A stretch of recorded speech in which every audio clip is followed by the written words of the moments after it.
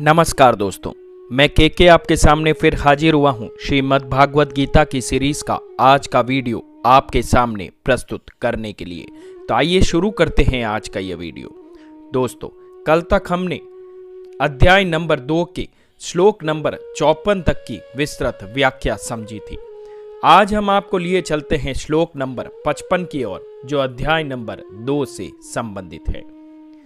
परम भगवान ने कहा, हे पार्थ, जब कोई मन को पीड़ा देने वाली इंद्रियों की समस्त स्वार्थपूर्ण इच्छाओं तथा तृष्णाओं को त्याग देता है तथा आत्म साक्षात्कार से संतुष्ट हो जाता है, तो ऐसा व्यक्ति दिव्य स्थित कहा जाता है। तो आइए इसकी विस्तृत व्याख्या भी समझ लेते हैं। श्री कृष्ण यहां से अर्जुन के प्रश्नों का उत्तर देना शुरू करते हैं और अध्याय के अंत तक जारी रखते हैं। प्रत्येक टुकड़ा स्वाभाविक रूप से अपने पूरे की ओर खींचा जाता है। जैसे पत्थर का एक टुकड़ा गुरुत्वाकर्षण बल द्वारा पृथ्वी की ओर खींचा जाता है, व्यक्तिगत आत्मा भगवान का एक टुकड़ा है जो अनंत आनंद है। इसलिए आत्मा अनंत आनंद के सागर का एक टुकड़ा है और यह आनंद के लिए स्वाभाविक इच्छा का अनुभव करता है। जब यह भगवान से आत्मा के आनंद का आनंद लेने का प्रयास करता है तो इसे दिव्य प्रेम कहा जाता है।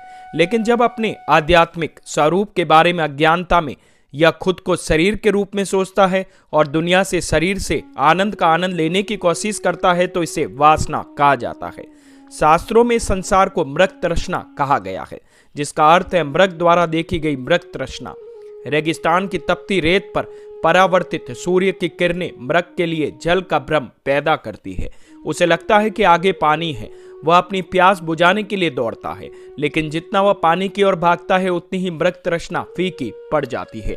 उसकी मंद बुद्धि यह नहीं समझ पाती कि वह भ्रम के पीछे भाग रहा है।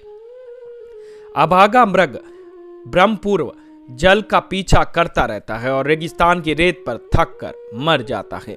इसी प्रकार भौतिक ऊर्जा मायावी सुख का भ्रम पैदा करती है और हम अपनी इंद्रियों की प्यास बुझाने की आशा में उस भ्रमपूर्ण सुख के पीछे भागते हैं। लेकिन हम चाहे जितना भी प्रयास करें, सुख हमसे दूर हो जाता है।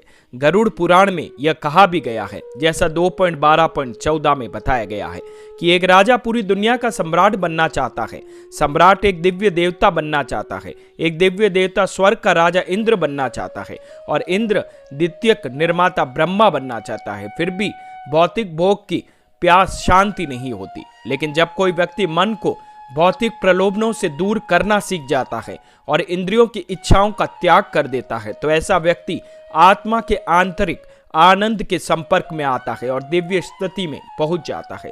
कठोपनिषद में यहां तक कहा गया है कि जिसने इच्छाओं का त्याग कर दिया वह ईश्वर के समान हो जाता है।